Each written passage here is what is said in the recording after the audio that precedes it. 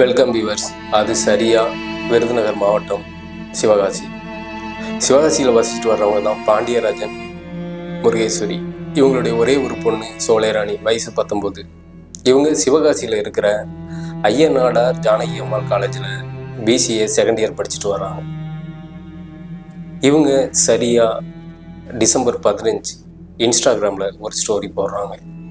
அதே காலேஜில் final year முடிச்சுட்டு காலேஜை விட்டு வெளியே போன அந்த பையன் கூட சேர்ந்து இருக்கிற மாதிரி ஒரு ஃபோட்டோவை இன்ஸ்டாகிராமில் ஸ்டோரி போடுறாங்க. அதுவும் அந்த பையனுடைய பிறந்தநாள் அன்னைக்கு.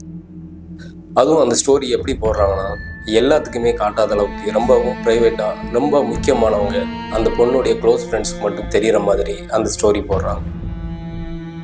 ஆனால் அந்த பொண்ணு போட்ட ஸ்டோரியை அந்த கூட்டத்துக்குள்ளே இருந்த ஒரு கருப்பாடு,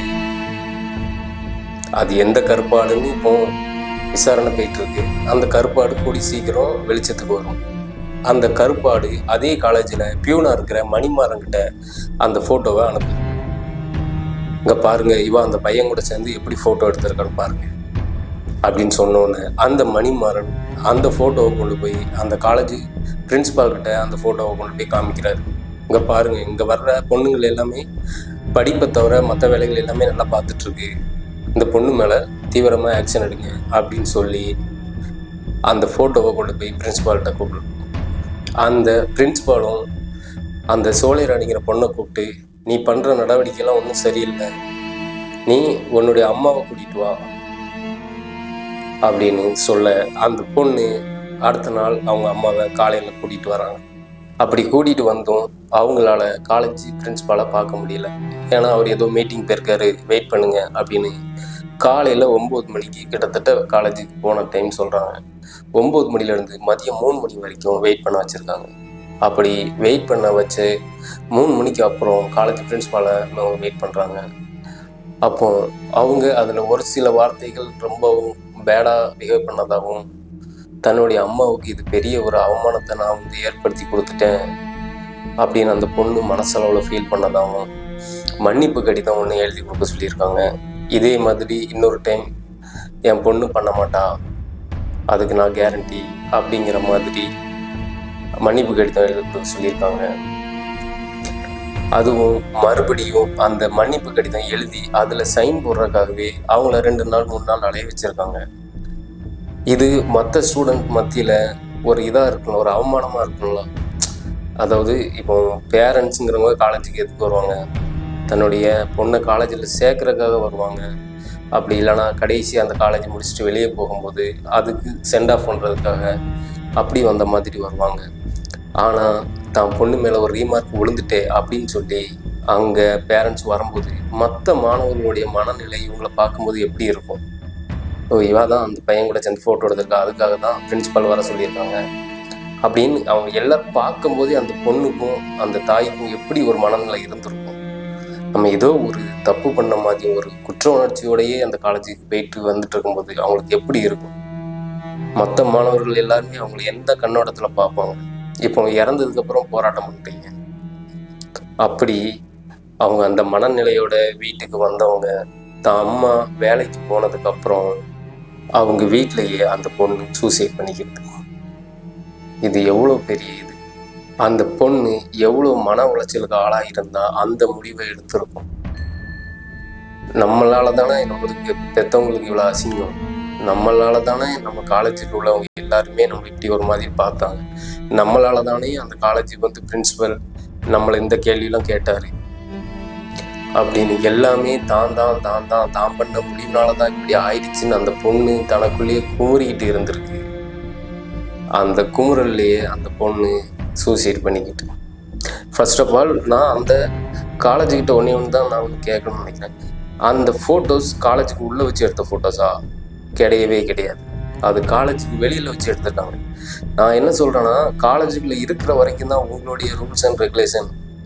அந்த பொண்ணுங்களுக்கு, அங்கே படிக்கிற மாணவர்களுக்கு என்ன நடந்தாலும் அந்த காலேஜுக்குள்ளே இருக்கிற வரைக்கும் தான் உங்களுக்கு. அவங்க வெளியே போய் அவங்க லவ்வர்ஸ் கூட ஃபோட்டோ எடுப்பாங்க, இல்லைனா அவங்க சொந்தக்காரங்க கூட ஃபோட்டோ எடுப்பாங்க. இப்போ அந்த பையன் கூட ஃபோட்டோ எடுத்திருக்கான், அந்த பையனும் இதே காலேஜில் படிச்சிருக்கான், நீங்கள் கூப்பிட்டு மன்னிப்பு கடிதம் எழுத சொல்லிக்கிறீங்க. இதே இது அவங்க சொந்தக்காரன், அவன் மாமா பையன் அத்தை பையன் யார் கூடயாவது வெளியே ஃபோட்டோ எடுத்துருங்கன்னா அப்படிலாம் ஃபோட்டோ எடுக்கக்கூடாது அப்படின்னு நீங்கள் ரூல் போடுவீங்களா? அந்த காலேஜ்லேயே ஏற்கனவே ரொம்ப ஸ்ட்ரிக்டான காலேஜ், பொண்ணு பையன்கிட்டலாம் பேசக்கூடாது அப்படின்லாம் ரூல்ஸ் இருக்குது அப்படின்னு சொல்கிறாங்க. ஓகே, அது எப்போ உள்ளது வேணாலும் சரி, இப்போ உள்ள காலத்துக்கட்டத்துக்கு அது செட் ஆகுமா, இல்லை நீங்கள் ரொம்ப ஸ்ட்ரிக்டாக கொண்டு போகிறீங்களா, என்ன ஏதோ அது உங்களுடைய இது.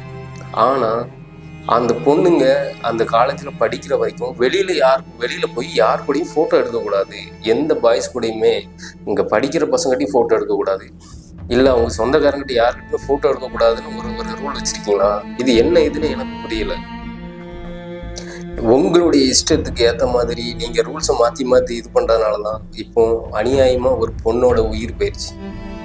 இதில் வேற அந்த அந்த பொண்ணு ஸ்டோரியை ரொம்பவும் ப்ரைவேட்டாக, அதாவது தன்னுடைய முக்கியமான ஃப்ரெண்ட்ஸுகள் காட்டுற மாதிரி அந்த ஃபோட்டோஸ் எப்படி பியூன் கையில் போச்சு.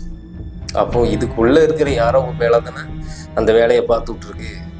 அது ஒரு பொண்ணு ஒரு பையனும் இருக்காங்களே, இந்த ஃபோட்டோஸை நம்ம இப்படி பியூனுக்கு அனுப்பலாமா? இது மற்றபடி காலேஜில் இருந்து பார்த்தாச்சுன்னா எதுவும் பிரச்சனை ஆகுமே, அந்த பொண்ணுடைய லைஃபுக்கு எதுவும் இதா, இல்லை அந்த பையனுடைய லைஃபுக்கு எதுவும் இதா, எதை பற்றியுமே யோசிக்காமல் ஒரு கருப்பாடு அந்த வேலையை பார்த்துருக்கு. ஆனால் அந்த கருப்பாடும் வெளியே வரும். மேபி அது ஒரு பொண்ணாக கூட இருக்கலாம். ஆனால் இந்த மாதிரி உங்களுடைய இஷ்டத்துக்கு ஏற்ற மாதிரி நீங்கள் ரூல்ஸை போட தான் எவ்வளோ உயிர்கள் படிக்கிற இடத்துலையும் சரி, ஸ்கூல்லையும் சரி, ஒரு பொண்ணு காலேஜ் கேம்பஸ்க்குள்ளே ஒரு தப்பு பண்ணுது, அதை நாங்கள் சத்தம் போடுறோம், பேரண்ட்ஸ்கிட்ட இன்ஃபார்ம் பண்ணுறோம் அப்படின்னா பரவாயில்ல. வெளியில் எடுத்துகிட்டு போய் அவங்க எங்கேயோ இருந்து ஃபோட்டோ எடுத்திருக்காங்க. அந்த ஃபோட்டோவை அந்த பையனுடைய பர்த்டே அன்னைக்கு ஒரு ஸ்டோரி போட்டிருக்கா. சரி, பர்த்டே அன்னைக்கு நம்ம விஷ் பண்ண மாதிரி இருக்குமே, அதை இவ்வளோ பெரிய இஷ்யூ ஆக்கி இன்னைக்கு அது ஒரு பொண்ணுடைய உயிரையே பறிச்சிருச்சு. அந்த பொண்ணுக்கு அப்பாவும் கிடையாது, அவங்க அம்மாவும் சாதாரண கூலி வேலை பார்க்குறவங்க. அந்த அம்மாவுடைய மனநிலை இப்போ எப்படி இருக்கும்?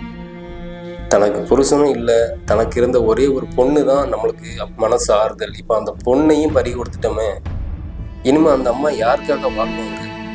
இனிமேல் அந்த அம்மா வாழ்கிற ஒவ்வொரு நாளும் அவங்களுக்கு மனசு எப்படி இருக்கும்?